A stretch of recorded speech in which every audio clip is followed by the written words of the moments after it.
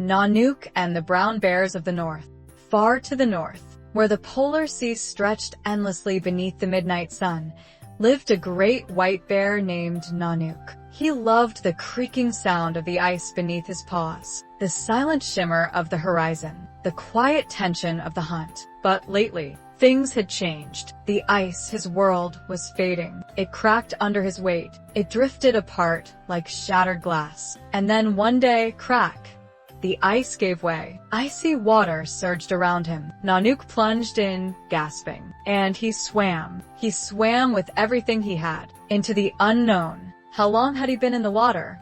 He couldn't say. But finally, land, rocky, sharp, and wrong. No snow, no silence. The air smelled of earth and pine needles. Then movement, shapes in the trees. Bears. But not like him. They were smaller, darker, watching. Brunjorn. He whispered, brown bears. He felt out of place, massive, alone, a creature from a dying world. The brown bears kept their distance, all except one. A young bear stepped forward. His eyes were curious. His voice was rough, but not unkind. Why are you so far from your ice?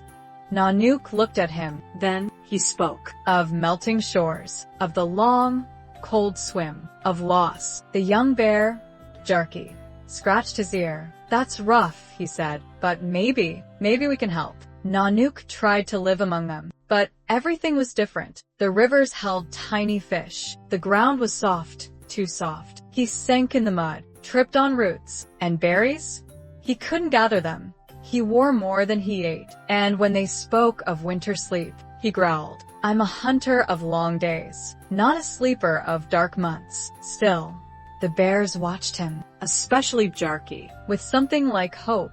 Maybe we need to learn from each other, Jarky said one day. He took Nanuq to a mountain stream, full of shining fish. In return, Nanuq taught him how to move on ice, how to feel the snow, how to listen to it. Little by little, Nanuq began to enjoy the forest, its smells, its quiet. And the brown bears? They stared in awe as he trudged through deep snow like it was nothing. Winter fell like a heavy blanket. The world grew quiet, cold. And then one morning a young polar bear arrived. Thin, lost. Her name was Siku. She looked around with frightened eyes. Nanuq stepped forward, met her gaze, and said gently, Don't worry, there is room for all of us here. The brown bears nodded. And so, in the snowy silence, something new began. The world was changing, but the wild north still remembered one ancient truth. Together, we are stronger.